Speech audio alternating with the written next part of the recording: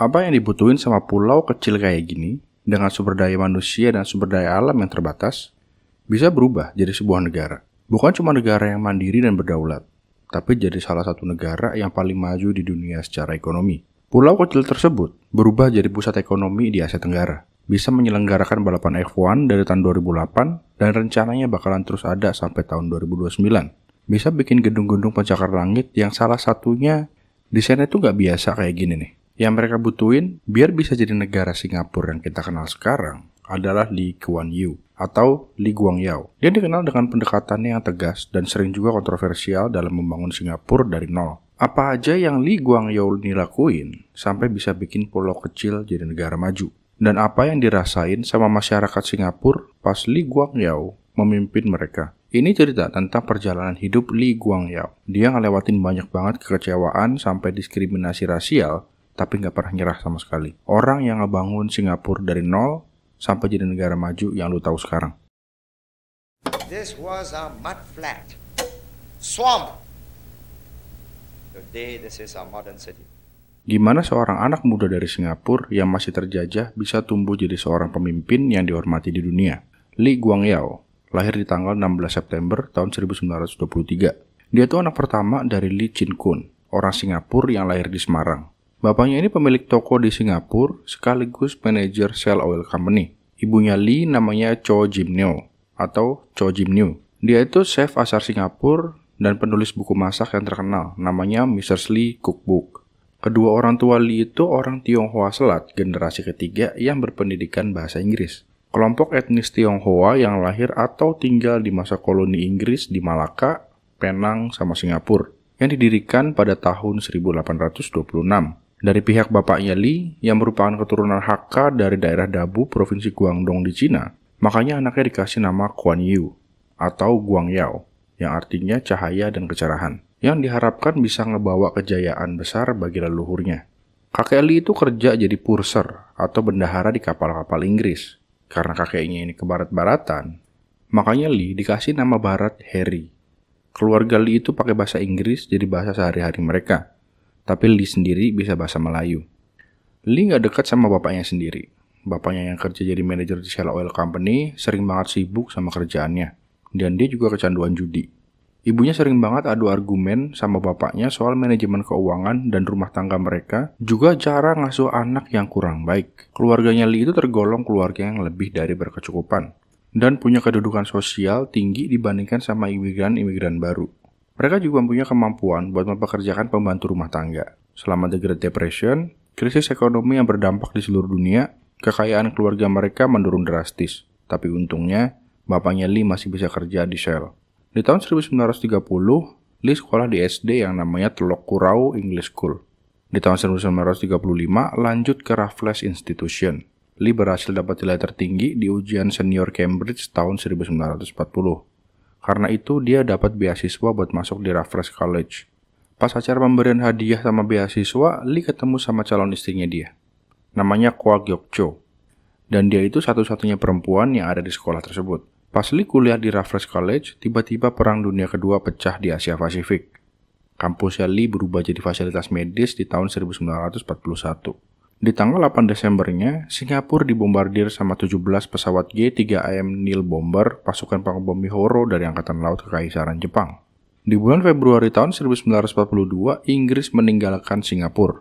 Dan bersamaan dengan itu, penjajahan Jepang di Singapura yang kejam akhirnya dimulai. This was a mud flat, swamp. Today this is a modern city. Di operasi Sukching yang dijalanin sama pasukan Jepang, Lee itu jadi salah satu orang Tionghoa yang ketangkep. Menurut pengakuannya sendiri, dia itu takut ditangkap sama Kempeitai atau polisi militer Jepang. Akhirnya dia sama temannya datang sendiri ke tentara Jepang buat diperiksa. Besok paginya, Lee nyoba buat kabur dari tempatnya itu. Tapi dicegat sama tentara Jepang dan disuruh ikut sama beberapa orang yang udah dipisahin sama kelompoknya. Lee beralasan buat ngambil bajunya dulu di asrama. Yang sebenarnya, dia tuh nyoba kabur lagi dari tempat Jepang. Beberapa hari kemudian, Lee dapat kabar kalau misalnya sekelompok orang yang dipisahin itu dibawa ke pantai, terus semuanya dieksekusi mati. Bulan Agustus tahun 1942, Lee dapat sertifikat berbahasa Jepang. Dia kerja di perusahaan temannya, gak lama kemudian dia kerja di Komiai, atau lembaga ekonomi yang dibuat sama Jepang di negara-negara jajahan mereka. Lee dapat kerjaan di Departemen Propaganda Jepang atau Hodobu di tahun 1943 di Departemen Spesialis Bahasa Inggris. Lokasi kerjanya itu di Gedung Katai. Lee ditugasin buat dengerin dan ngertiin kode Morse punya pasukan sekutu. Akhir tahun 1944, Lee sadar kalau misalnya Jepang tuh udah mau kalah dari perang dunia ini. Selama sisa perang, dia kerja di perusahaan swasta dan berjualan di black market. Dia juga ngembangin lem serbaguna yang dikasih nama Stickfast. Pas Singapura di masa-masa pendudukan Jepang, semua itu ngerubah cara pandang Lee soal kemerdekaan. Dia jadi semangat buat ngebangun negaranya sendiri. Dia percaya kalau misalnya pendidikan sama ketekunan dalam hidup bisa bikin negaranya lebih dari sekedar koloni bangsa-bangsa asing. This was a mud flat. Swamp. Today this is a modern city. Pas Perang Dunia Kedua udah selesai, Lee nggak balik lagi ke Universitas Raffles. Tapi dia mau ngejar pendidikan tinggi di Inggris. Dia berlayar dari Singapura di hari ulang tahunnya yang ke-23, naik kapal MV Britannic. Nyampe di Inggris tanggal 3 Oktober. Awalnya Lee daftar di London School of Economics, tapi dia nggak suka sama gaya hidup orang-orang di London. Akhirnya di bulan Januari tahun 1947, dia masuk ke Fitzwilliam College di Cambridge ngambil jurusan hukum. Sebelum Lee ke Inggris, dia udah menjalin hubungan sama Kwok Kiok Chow. Mereka jalanin hubungan mereka bahkan selama perang. Akhirnya mereka menikah secara rahasia di Inggris. Lee jadi lulusan terbaik di tahun 1949. Dia dikasih penghargaan Fitzwilliam Whitlock. Selama masa pendidikan Lee, keyakinan politik sama sentimen anti-kolonialnya diperkuat sama pengalaman pribadi. Dia yakin kalau misalnya Inggris memerintah Singapura itu buat kepentingan mereka sendiri. Sebelum balik ke Singapura, Lee buang nama Inggrisnya. Tapi sampai akhir hayatnya, teman-temannya Lee masih manggil dia Harry. This was a mud flat. Swamp. Today this is a modern city. Pas Lee di Inggris, Singapura itu masih dalam koloni jajahan Inggris. Lee mulai karir politiknya selama masa studi dia di Inggris. Dia ketemu sama beberapa orang lewat forum yang namanya Malayan Forum. Forum ini didirikan buat fokus mempromosiin kemerdekaan wilayah semenanjung Malaya, termasuk Singapura. Forum ini ketemu di 44 Brighton Square, London. Orang di forum itu nggak ngomongin apa-apa soal pembentukan partai politik buat ngindarin tuduhan pemberontakan. Dan baru mulai ngomongin partai politik pas mereka udah balik ke Singapura. Pas Lee balik lagi ke Singapura, Lee yang punya kemampuan di bidang hukum nyoba buat dapetin dukungan dari komunitas berpendidikan Inggris, Melayu, sama India dengan cara menangani kasus-kasus lawan otoritas Inggris. Lee juga coba deketin orang-orang yang mayoritas berbahasa Tionghoa. Dia dikenalin sama 2 orang yang berpengaruh di serikat buruh. Meskipun serikat buruhnya udah dimasukin beberapa ideologi komunis, Lee dengan penuh perhitungan nyari dukungan dari mereka karena pengen dapat front rakyat yang kuat. Tanggal 21 November tahun 1954, People Action Party atau PAP terbentuk. Di pidato peresmian partai PAP, Lee mengecam Inggris karena transisi buat Singapura jadi negara sendiri itu lama banget. Dan menyatakan kalau misalnya PAP bakal ngejar terus persatuan Singapura Malaya dan perjuangan hak milik rakyat Singapura. Perjuangan menuju Singapura yang independen itu gak gampang. PAP harus menghadapi tantangan dari penjajahan Inggris sama kelompok lokal lainnya. PAP menang di pemilihan umum tahun 1959. Lee jadi Perdana Menteri pertama Singapura. Tantangan buat Lee itu belum selesai gitu aja. Karena rakyatnya masih terpecah belah, ekonominya juga belum stabil. Lee harus cari cara buat mempersatukan bangsa dan membangun dasar yang kuat buat masa depan Singapura. Salah satu kebijakan pertamanya itu memperkenalkan bahasa Inggris jadi bahasa utama pendidikan. Langkah awal yang dirancang buat mempersiapkan Singapura bersaing di pasar global. This was a mud flat. Swamp. Today this is a modern city. Di tahun 1963, Lee ngelihat peluang kalau Singapura gabung sama Malaysia, Singapura bisa jadi makin kuat secara ekonomi. Yang akhirnya di tanggal 31 Agustus tahun 1963, Singapura resmi bergabung dengan Malaysia. Lee berharap Singapura bisa belajar banyak dari Malaysia dalam pengelolaan negara. Tapi kenyataannya itu jauh banget dari harapan Lee. Hubungan Singapura sama Malaysia itu mulai tegang gara-gara Lee mulai bikin rencana kebijakan ke seluruh negara. United Malays National Organization atau UMNO kaget gara-gara mereka hilang 3 suara mayoritas Melayu sama partai PAP di pemilu Singapura tahun 1963. Orang-orang ultranasionalis Malaysia nuduh Lee mau menggulingkan monarki Melayu sama ganggu kehidupan di pedesaan. Usaha Lee buat mendamaikan partai PAP sama UMNO ditolak gara-gara UMNO punya komitmen di Asosiasi Tionghoa Malaysia. Permusuhan mereka makin panas pas partai PAP mengajukan diri dalam pemilu Malaysia tahun 1964 yang melanggar kesepakatan informal kalau misalnya partai PAP bakalan menjauhkan diri dari politik Malaysia. Lee sama anggota partai lainnya merasa kalau misalnya UMNO ngelihat partai PAP itu sebagai partai Cina dan mereka benci sama orang-orang Melayu di Malaysia. Ketegangannya itu makin parah lagi antara Singapura dan Malaysia. Pas sebelum pemilu April, gara-gara sekjen UMNO, Syed Jafar Albar, nyuruh orang Melayu buat nuduh Lee ngusir orang-orang Melayu dari rumah mereka di bulan Maret tahun 1964. Lee secara pribadi ngejelasin sama orang-orang di lingkungan tersebut yang kena dampak skema penggusuran tersebut. Dan itu udah bagian jadi rencana pembaruan kota. Pemberitahuannya itu udah dikirim ke semua orang tanpa memandang ras. Respon dari Albar langsung memperingatkan Lee supaya jangan memperlakukan anak-anak pribumi sebagai anak tiri, dan Albar juga memberikan perintah pembunuhan Lee. Di bulan Juli tahun 1964, kerusuhan rasial di Singapura meledak selama perayaan Maulid Nabi Muhammad SAW. Kerusuhan ini berlangsung selama 4 hari, menewaskan 22 orang dan 461 orang lainnya luka-luka. Kerusuhan itu lanjut lagi di akhir Agustus sampai awal September. Lee menggambarkan peristiwa ini itu sangat mengecewakan dan bertentangan sama semua yang udah dia perjuangkan. This was a mud flat. Swamp. Today, this is a modern city. Awal tahun 1965, Lee sama rekan-rekannya bikin partai yang namanya MSC atau Malaysian Solidarity Convention. Tujuannya buat mewujudkan Malaysia yang sejati tanpa adanya diskriminasi ras. Tapi MSC malah dianggap sebagai ancaman sama UMNO.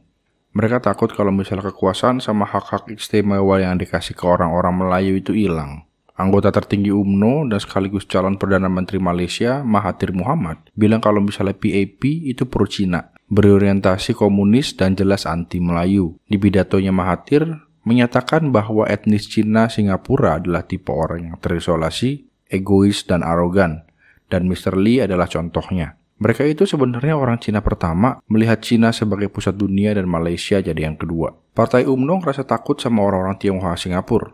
Politikus UMNO yang juga jadi temannya Lee bilang ke dia, "Kalian orang Cina tuh terlalu energik dan juga cerdas buat kami, dan kami tidak bisa menahan tekanan ini." Intinya mereka takut kalau misalnya Malaysia bakalan diambil alih sama orang-orang Tionghoa Singapura. Albar pidato lagi dan bilang kalau misalnya para masyarakat Melayu di Singapura pasti udah disesatkan buat milih kandidat dari partai PAP. Dan UMNO nggak akan membiarkan ini terjadi lagi di pemilu berikutnya. Di tanggal 26 Mei, Lee pidato di Parlemen Malaysia buat yang terakhir kalinya. Seluruh pidatonya dalam bahasa Melayu. Dia nantang partai aliansi buat berkomitmen sama Malaysia dan mengecam para ekstremisnya. Dia juga berargumen kalau misalnya PAP bisa meningkatkan kesejahteraan orang Melayu. Mantan Menteri Urusan Nasional bilang kalau misalnya saya melihat bahwa saat Lee berbicara, para pemimpin partai aliansi yang duduk di depannya makin menunduk karena mereka malu kalau misalnya Lee ternyata bisa bahasa Melayu lebih baik daripada mereka. Politikus UMNO yang ekstremis kayak Albar nyuruh buat buru-buru nangkep Lee dan menyatakan darurat militer. Tapi Tengku Abdul Rahman, Perdana Menteri Malaysia, milih buat nerima pemisahan Singapura sebagai gantinya.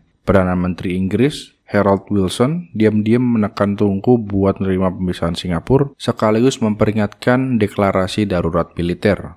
Darurat militer ini bukan buat Singapura, tapi karena Inggris lagi mempertahankan Malaysia dari upaya Indonesia buat masukin Malaysia jadi Indonesia juga. Inggris ada di posisi yang kuat buat neken pemerintah Malaysia. Lee bilang kalau misalnya Singapura berutang budi sama Wilson karena ngebantu nyelesain konflik ini secara damai. Lee manggil Menteri Hukum, Edmund W. Barker, buat merancang dokumen yang mengesahkan pemisahan Singapura dari Federasi Persemakmuran Inggris dan memproklamasikan kemerdekaannya. Negosiasi pemilihan ini dilakukan secara rahasia. Di hari itu, Lee sama beberapa menteri kabinet menandatangani perjanjian pemisahan Singapura, juga menetapkan perjanjian kerjasama yang berkelanjutan dalam perdagangan dan pertahanan bersama. Di tanggal 9 Agustus tahun 1965, kemerdekaan Singapura diumumin secara lokal lewat radio. Di saat yang sama, Lee menyampaikan berita tersebut ke diplomat senior dan pegawai negeri. Di dalam konferensi pers yang disiarin di TV hari itu, Lee nahan air mata terus berhenti sebentar buat nenangin diri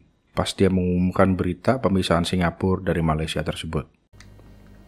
Mr. Prime Minister, after these momentous pronouncements, and I'd like to add one.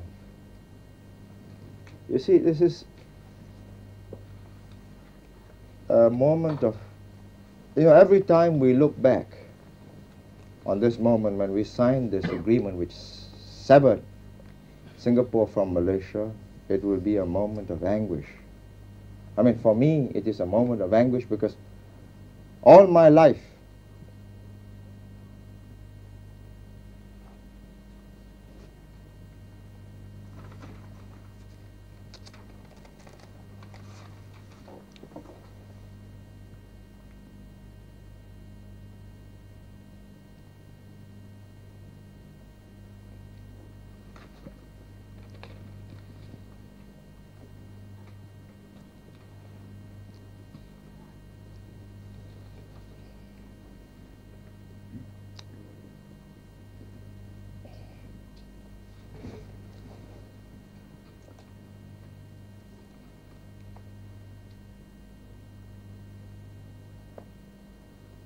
you see, the whole of my adult life,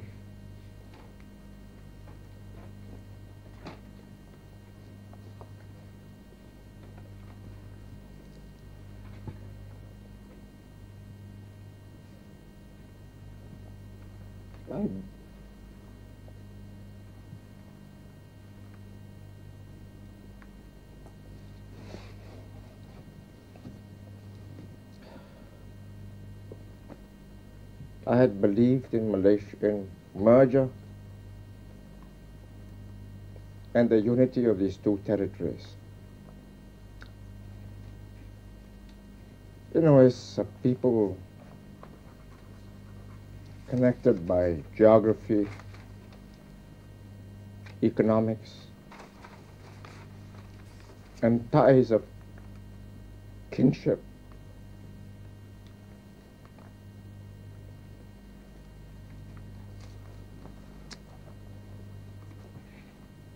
would you mind if we stop for a while?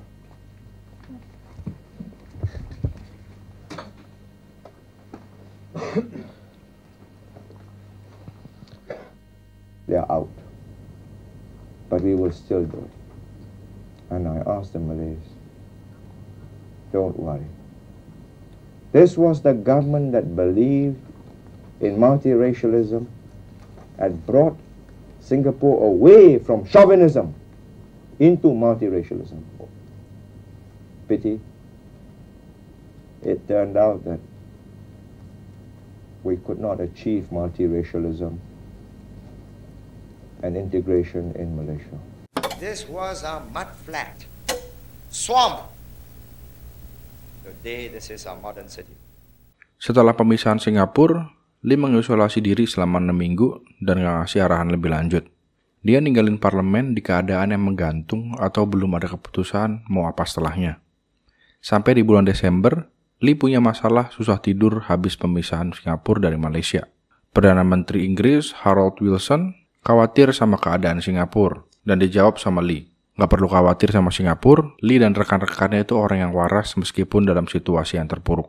Setelah Lee balik dari isolasi diri, dia langsung nyari pengakuan internasional atas kemerdekaan Singapura. Singapura gabung ke PBB di tanggal 21 September tahun 1965 dan mendirikan ASEAN bareng sama Indonesia, Malaysia, Filipina, dan Thailand di tanggal 8 Agustus tahun 1967. Lee berkunjung secara resmi ke Indonesia di tanggal 25 Mei 1973, beberapa tahun setelah konfrontasi Indonesia-Malaysia di bawah rezim Pak Presiden Soekarno. Hubungan Singapura sama Indonesia meningkat secara signifikan seiring dengan kunjungan-kunjungan selanjutnya antara kedua negara. Barangkali lah tahun 63 ada orang penasihat kerajaan Indonesia atau pemerintah Indonesia ragu-ragu kata jikalau desak Singapura putuskan perhubungan perdagangan, terpaksa Singapura meminta atau menonton kerajaan kerajaan Indonesia menolong kita berniaga. Tapi kita telah melalui 3 tahun test atau ujian. Dan ekonomi kita maju ke hadapan. Nah, ini bagi kita satu pengalaman yang penting sekali. Tidak mahu sangat terkandung atau rely on atau Terikat. bukan terikat saja. Condong ke satu pihak. Tidak mengharapkan. Bukan harap. Tidak mahu ekonomi kita sangat Terhimpit. atau sangat tergantung dengan ekonomi satu negeri. Mahu meluaskan. Amerika baik pun, Rusia baik pun, Poland, Bulgaria, Eropah, Britain, France, Australia, New Zealand, China komunis, Hong Kong, Taiwan, Korea. Nah, saya bagi satu misalnya. Korea Selatan tidak hantar wakilnya untuk perjanjian perdagangan. Korea Utara sama-sama mau hantar juga. Lee juga berupaya menciptakan identitas Singapura yang unik dan menghargai kesedaran di bawah payung multikulturalisme. Meskipun gak ada budaya yang dominan yang bisa diadopsi sama imigran, Lee sama pemerintahannya menekan pentingnya menjaga toleransi beragama dan keharmonisan rasial. Mereka siap pakai hukum buat ngelawan ancaman yang bisa memicu kekerasan etnis dan agama.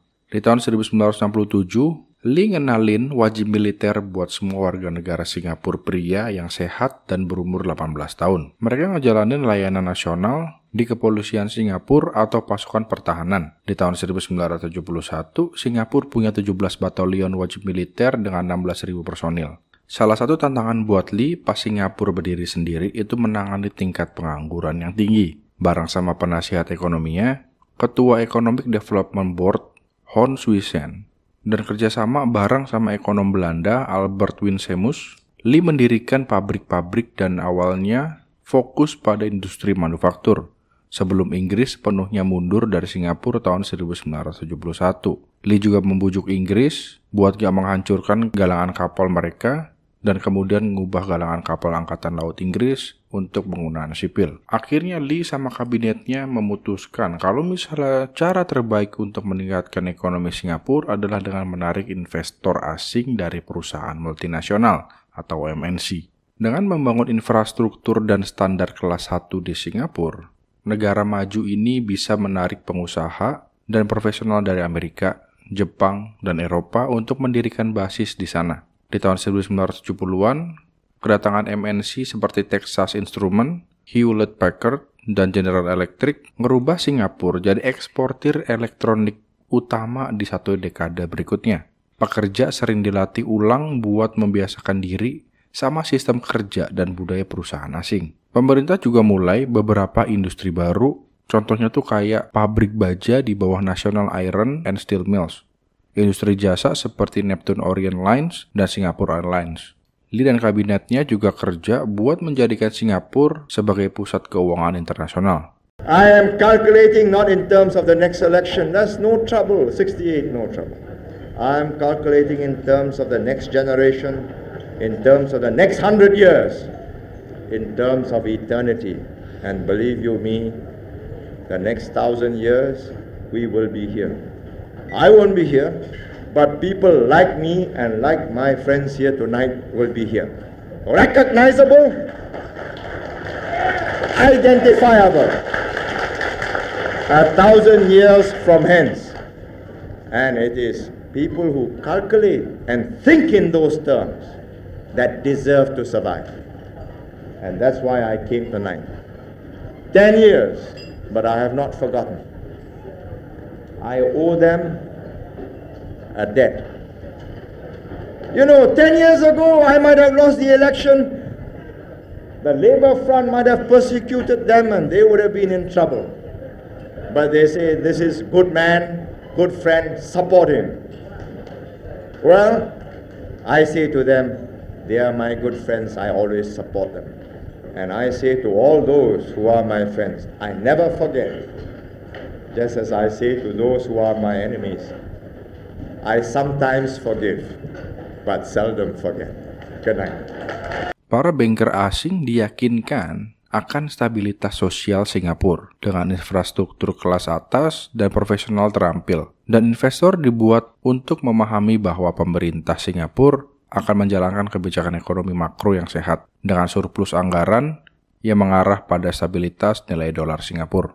Sepanjang masa jabatannya, Lee benar-benar mementingkan pengembangan ekonomi. Bukan cuma di ekonominya, Lee memperkenalkan undang-undang yang memberikan Biro Investigasi Praktik Korupsi wewenang lebih tinggi untuk melakukan penangkapan, penggeledahan, memanggil saksi, dan menyelidiki rekening bank serta pengembalian pajak penghasilan dari orang yang dicurigai dan keluarga mereka. Lee percaya kalau misalnya menteri harus dibayar dengan baik untuk menjaga pemerintahan yang bersih dan jujur. Di tanggal 21 November tahun 1986, Lee menerima pengaduan korupsi terhadap Menteri Pembangunan Nasional saat itu. Lee ngasih wewenang buat ngelakuin investigasi kepada Menteri Pembangunan Nasional. Tapi menterinya itu bunuh diri duluan sebelum ada tuduhan yang bisa diajukan terhadapnya. Di tahun 1994, Lee mengusulkan untuk menyamakan gaji menteri, hakim, dan pegawai negeri senior dengan gaji profesional top di sektor swasta. Dengan alasan kalau misalnya ini bisa ngebantu merekrut dan mempertahankan talenta untuk bekerja di sektor publik. Yang Lee lakuin ini bener juga. Karena kalau misalnya pegawai negerinya itu gajinya kecil, apalagi jabatan mereka tinggi, ya gimana mereka nggak korupsi? This was a mud flat. Swamp. Today, this is a modern city. Lee ngejabat jadi Perdana Menteri dari tahun 1959 sampai tahun 1990. Dia mimpin transformasi Singapura dari negara yang berkembang dengan ekonomi rendah menjadi negara maju dengan ekonomi yang berpendapatan tinggi. Indikator ekonomi seperti PDB per kapita, tingkat pengangguran, perdagangan eksternal, harapan hidup, populasi, dan jumlah flat umum meningkat pesat selama masa jabatannya. Keberhasilan ekonomi ini sebagian besar disebabkan sama kebijakan publik Lee yang relevan. Contohnya tuh kayak industrialisasi berorientasi ekspor dan penciptaan lingkungan bisnis yang kondusif untuk menarik investasi asing. Lee itu pendukung kuat globalisasi ekonomi dan menentang proteksionisme. Dia fokus pada kebijakan sosial untuk meningkatkan standar pendidikan, sanitasi, dan perumahan sambil memastikan kondisi sosial yang stabil buat narik investor asing. Lee dapat banyak pujian dari banyak pemimpin dunia. Kebijakannya dia menginspirasi negara-negara Cina dan Rusia yang berusaha meniru pendekatannya terhadap pertumbuhan ekonomi dan kewirausahaan. Di sisi lain, Lee dikritik karena pemerintahannya dia yang otoriter, termasuk membatasi kebebasan pers dan protes publik. Pendapat dari pendukungnya Lee, kalau misalnya tindakan ini tuh diperlukan buat pembangunan Singapura, dan bahwa pemerintahannya umumnya pragmatis dan baik hati. Singapura berkembang jadi salah satu negara paling maju di bawah kepemimpinan Lee. Meskipun banyak yang bilang, kalau misalnya disebut demokrasi tidak liberal. Menurut lu gimana soal perjalanan Lee sama pemerintahannya dia yang otoriter? Menurut lu apakah Indonesia juga butuh pemerintahan yang otoriter supaya bisa maju dalam segala aspek? Tulis pendapat lu di kolom komentar dan terima kasih.